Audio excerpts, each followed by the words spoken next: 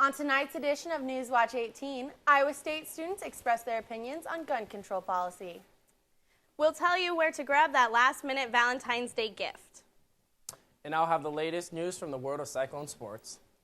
And I will have your wonderful weekend forecast for you. So stay tuned. This is Newswatch 18. This is Newswatch 18.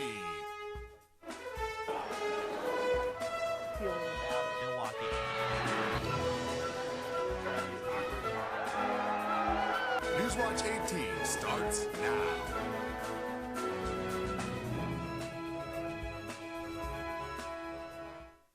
Welcome to Newswatch 18. I'm Jenna Kurtz. And I'm Jessi Koehler. Let's go to the weather desk with Sam Schrier for a quick update on this week's forecast. Hey guys, how's it going? Well, actually, I have a great forecast for you. This is looking to be a beautiful week. Not a whole lot of precip out there headed our way, but we do have a temperature of 44 we hit today. So today was even nice, and tomorrow we'll see that a little bit more. So I'll tell you all about that here in my weather segment, but right now it's back to you guys at the desk. Thanks, Sam. In the wake of multiple mass shootings, gun control has become a hot-button political and social issue. What do Iowa State students think about regulation proposals? Reporter Kate Hurley has the story. In light of recent school tragedies, preventative gun control measures have been at the forefront of discussions in legislature and the media. But as current debates have proven, it's a fine line between gun regulation and infringing upon Second Amendment rights. The Second Amendment guarantees you the right to keep and bear arms, but it doesn't say that, weapon systems can't be regulated. And I think that there does need to be some regulation, and that's pretty much the debate. I don't think there needs to be stricter gun control laws. Laws prevent the people that are going to have weapons legally.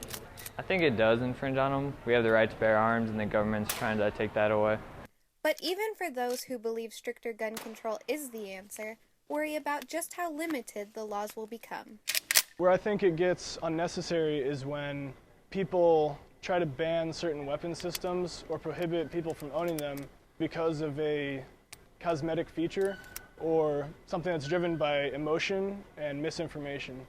When most people see an assault rifle, they just have this natural aversion to it, like they're scared of it. People don't have a clear grasp of how the weapons function because they've never shot one, they've never held one, so they just don't know.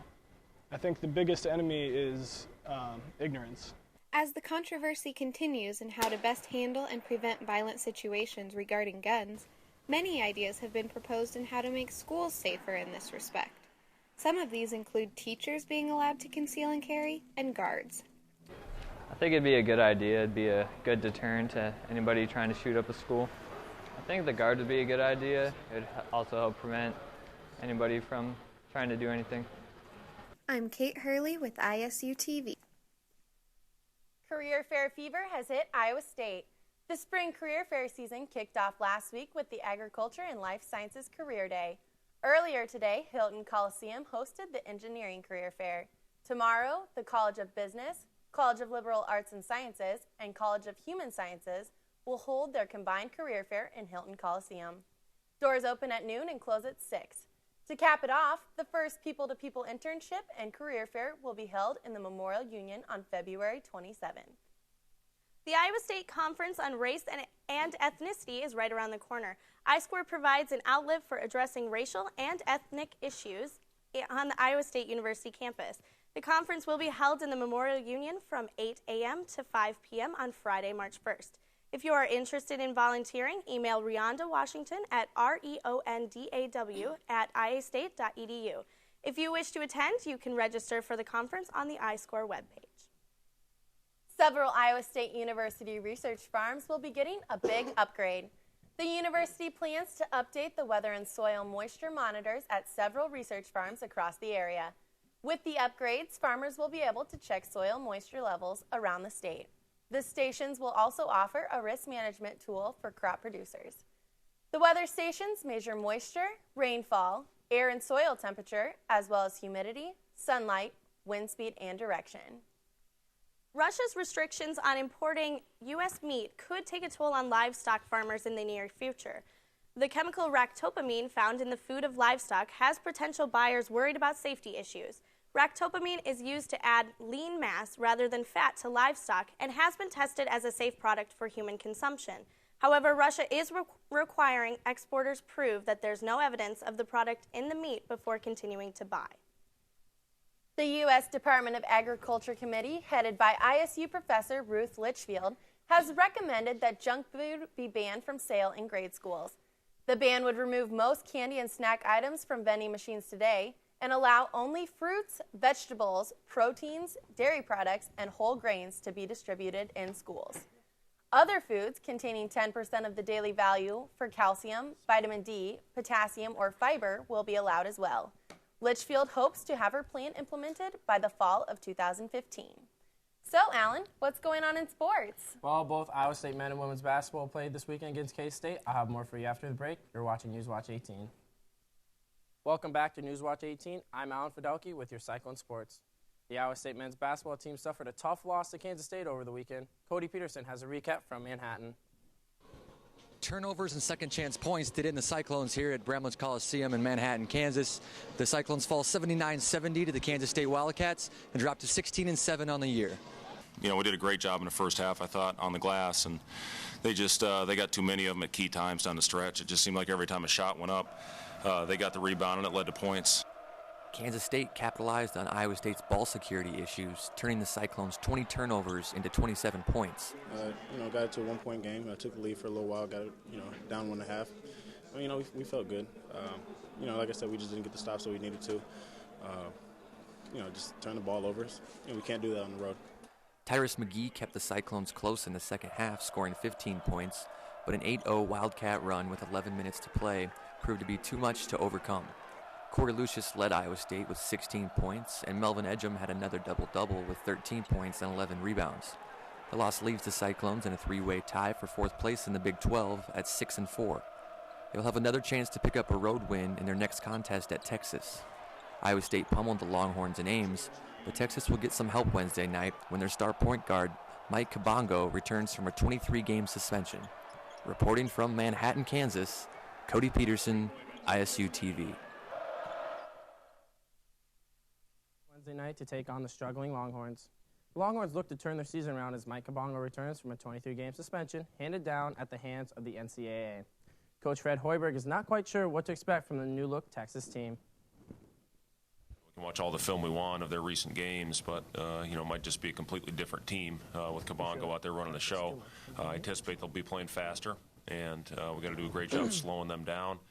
Kabongo hurt us last year in our game, especially at Texas, and then he did a good job in the game at the Big 12 tournament as well, both games that we lost. So, it's just going to be an important week of prep. I think the biggest thing we got to focus on is taking care of ourselves and what we didn't do in that game against Kansas State. To play a perfect game is how you get wins. So we just have to limit our mistakes and come in focused, and if we do that, I think we can take care of this game on Wednesday. Kabongo averaged less than 10 points per game last season, but his quickness and his pinpoint passing ability helped set his teammates up for open looks. Kabongo might not bust out eye-popping numbers his first game of the season, but head coach Fred Hoiberg is not taking any chances. The Cyclones are 1-8 in Austin, but are looking for a sweep of the Longhorns this season as they buried them at home in January by 20 points.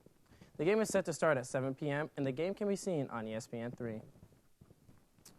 The 25th ranked Lady Cyclones took the lead against the Kansas State Wildcats in Hilton Coliseum Saturday afternoon and never looked back as they beat the Wildcats 87-71. The Wildcats made 12 more free throws than the Cyclones, but the Lady Clones made up for it from the field. The Cyclones shot over 50% from the field and over 40% from behind the arc, as the Lady Wildcats just shot 40% from the field and just 25% from the arc. The two-headed monster Chelsea Poppins and Allie Christopherson led the way for the Lady Clones.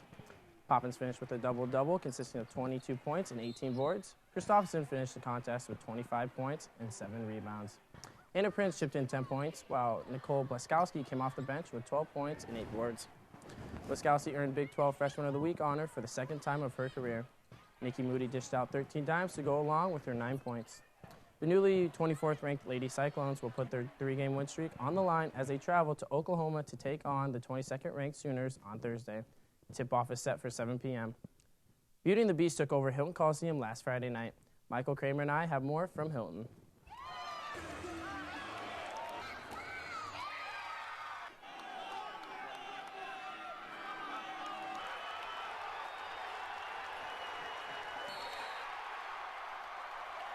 Fans piled into Hilton Coliseum last Friday for the 4th edition of the Beauty and the Beast event. The fans enjoyed the combination of wrestling and gymnastics competing at the same time in Hilton Coliseum. The Cyclone wrestling team took down the cross-state rival 20th-ranked Northern Iowa Panthers by a score of 23-12. Head coach Kevin Jackson was very pleased with how his guys competed despite the unusual atmosphere. Something that they're used to. But I thought our guys did a great job of not letting it get to them. They focused on what they needed to do. They went out there and competed like they've been competing for a long time now. And we got the results that we were expecting. The Cyclones gymnastics team fell short of upsetting second-ranked Oklahoma Sooners by just less than 3 points, despite posting their highest score of the season. Coach Jay Ronayne feels that there were a few factors that aided to their score. The atmosphere is great. It's all Cyclone fans screaming and yelling, so that of course is going to help a lot. But it's also what we could do in the gym too to help to get some repetition, high quality. Cyclone gymnasts are back in action Friday at 6:30 p.m. in Hilton Coliseum against Northern Illinois. The wrestlers hit the mat the same day in Michigan as they take on Michigan State at 6 p.m. With ISU TV Sports, I'm Michael Kramer with Allen Fiddelke. That's all I've got for sports today. So, Sam, what's going on with the weather tonight? Hey, the weather is going to be fantastic tonight. A little cold, but the coldest days are coming maybe this weekend in parts of Iowa. It may even get a dusting here in the next few days of snow. So I'll tell you more about that in a second. This is Newswatch 18. Hey, everybody, welcome back. This is Sam Schrier for Newswatch 18. So tonight, currently 31 degrees out there in Ames. It's going to get a little colder tonight, but actually we have a nice night, pretty mild, and a nice couple days coming up for you too. So let's go ahead and roll through our temps here, if I can. My graphics being a little sticky on me. So current temps around the local part of the state, 35 in Boone, 33 in Perry. So mostly 30s across the state. We get a little colder up to the north here, Mason City, about 30 degrees as well. But that's the story of Iowa, mostly mid-30s, so it's pretty nice still outside. Tonight's lows from tonight, we're going to dip down to the mid-20s, about 26 in Des Moines, a little colder again off to the north again, with Mason City 21 and Waterloo about 23 degrees. So pretty mild temperatures really for this time of year, February. Tomorrow's highs, nice bit of warm-up though. We get those 50s want to sneak into southwestern part of the state. 47 degrees there in Des Moines. So really a nice time here for tomorrow especially. But we do cool down towards the weekend. So tomorrow's high is about 44 in Ames, 47 in Des Moines, and upper 30s here as we head towards the northern part and the northeast as well. Pretty standard for what we would expect this time of year. Now taking a look out across the nation, we do have a bit of snow showers here through Oklahoma right now and a rain system that moved on out. But actually, that's not the biggest part of what the nation was expecting today. We could have seen a couple severe storms down there in Dixie Alley, but nothing has happened so far today. Clouds and radar for the state, not a whole lot going on, just a few clouds there in the southern part of the state, but those are clearing out. We do have a relatively nice afternoon or night coming for us, So the story for Futurecast, this big low area of high pressure all throughout the western part of the Midwest is slowly starting to push off, and a cold front with a low is wanting to sneak into Iowa, and that's where we're going to see a bit of our precip here over on the northwestern tip. We could get just a slight dusting of snow as that moves through, but doesn't look too heavy, and Ames won't see any of that most likely. Taking a look at our forecasted snowfall, I popped this up just for those people in the northwest. So Fort Dodge, Sioux City, you guys could see maybe a 1/10 of an inch of snowfall. So tonight, about 24 degrees and partly cloudy. It's going to be a little calm though. Tomorrow, there it is, 46 degrees for Ames. Beautiful conditions out there, very sunny, and just a west-northwest wind at about 5 to 10 miles per hour. Very nice out. Taking a look at your 7-day, there's where the cool down starts as we head towards Friday. About 24 is going to be the coldest. But taking a look at what we have in store for next week, we still hit about mid-30s and even a few 40s. So that's all I've got for weather. Now back to the desk. Looking to impress your significant other this Valentine's Day? The ISU Horticulture Club will sell roses and carnations outside the Memorial Union on Thursday. The variety of bouquets on sale includes single roses, half a dozen roses, and the Cyclone Bouquet, which is a combination of red and yellow roses. The Horticulture Club will be selling the flowers outside of the bookstore from 9 a.m. to 4 p.m. That's all we've got for tonight's edition of Newswatch 18. Be sure to tune in on Thursday for more news, weather, and sports. Have a safe night, Ames.